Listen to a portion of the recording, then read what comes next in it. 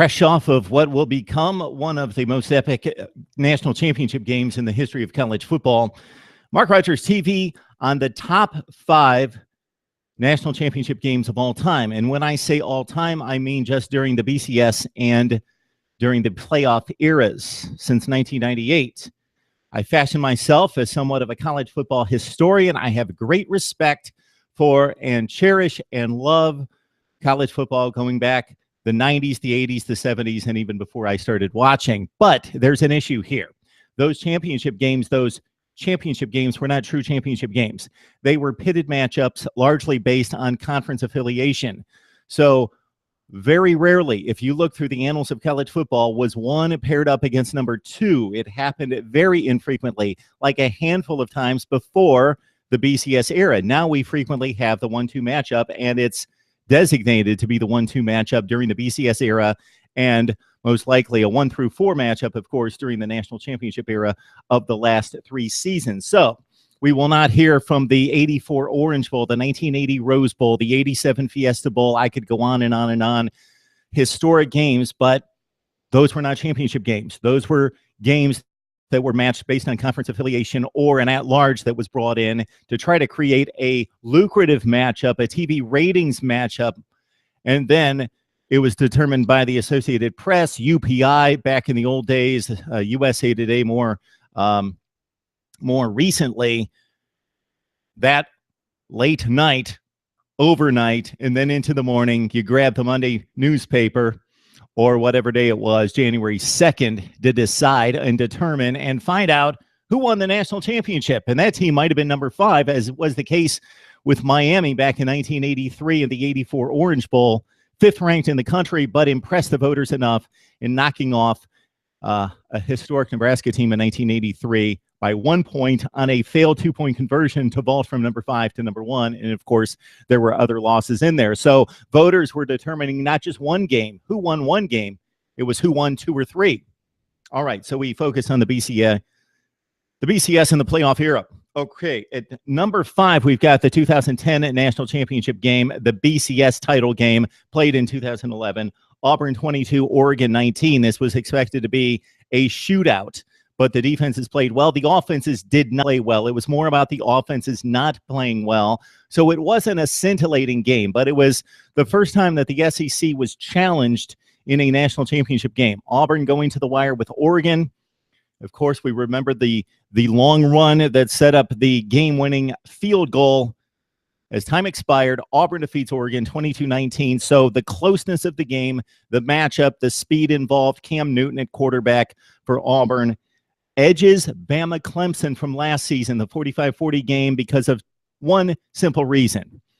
That Bama Clemson game showcased a lot of talent. It was high scoring. It was exciting. It turned in the fourth quarter, but Bama had a 2-score lead with a few minutes left. It was basically over with a few minutes left in the game. Clemson scored a meaningless touchdown to make it a 1-score game. The score is fairly misleading. Okay, number 4, we go to the 2013 BCS championship game played in the Rose Bowl at the start of 2014 with Florida State defeating Auburn 34-31. Jameis Winston completes the freshman season and wins the national championship. Of course, Florida State annihilated most of its weak ACC opponents, and now we say that a few years later where the ACC looks great, but the weak ACC and Duke in the conference championship game. Auburn goes through a gauntlet of a schedule, but squeaks by miraculously, of course, those miracle games against Georgia and against Alabama with a kick 6 and then the batted ball against Georgia. And it was like a 10-point spread in this game, but Auburn came out firing with Trey Mason running on all cylinders, 21-3. Jameis Winston leads the comeback, and Florida State scores with 7 seconds left in the game to win it over Auburn 34-31. Kelvin Benjamin does the honors. Okay, 2006 Rose Bowl for the 2005 championship. It was Texas over USC 41-38. The Trojans, a solid touchdown to 8-point favorite with a great lineup of Reggie Bush and Matt Leinart, on and on and on. You can look at the NFL products off of that team. Vince Young carries Texas on his back. They come back from double digits down in the second half to turn that game. Vince Young leads the game-winning drive, and he can't be stopped. And it was a great win for Texas. And one of the storied programs of college football, getting back on top after 34 seasons of not winning a national championship. All right, at number 2, we've got the game we just saw last night.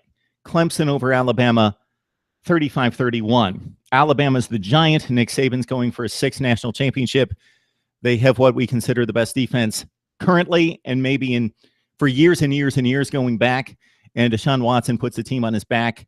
And in a rematch, so Ali Frazier, Cowboys, Steelers, Yankees, Dodgers, Lakers, Celtics, you can go on and on with great rematches throughout history. Clemson comes through, and Dabo Swinney and company, the crescendo of building a program and getting to the mountaintop and knocking off the giant who had won, 25 consecutive games. So Clemson wins it with 1 second. What you love to see is a great quarterback, and Deshaun Watson is a great quarterback. I don't know about the NFL, but a great college quarterback leading the team down the field when he had to do it just a drive earlier. But Jalen Hurts comes back, and even though he didn't play a great game, put together a tremendous drive and capped it off with a great run down the middle for the touchdown. Watson comes back against the tired defense and throws the touchdown with 1 second left. Great drama, great game, great athletes.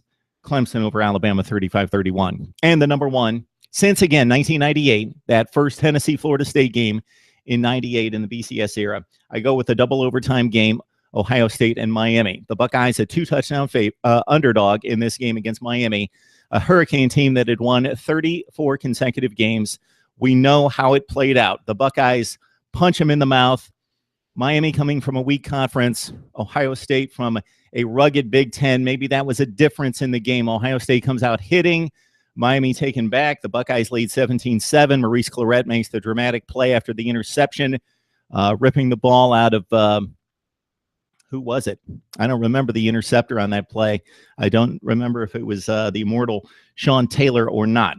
Anyway, Buckeyes lead 17-7. Miami comes back. There's a number of controversial plays that we could cite if we really want to go in depth, but the one everyone remembers is after the Buckeyes converted a 4th and 14 to Michael Jenkins, they get the pass interference call on the pass to Chris Gamble. They tie up the game, they tie up the game. They were losing 24-17 after the first possession of the first overtime.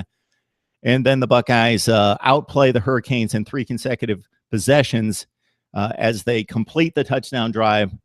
They score another touchdown, and then they stop Miami at the 3-yard line going in.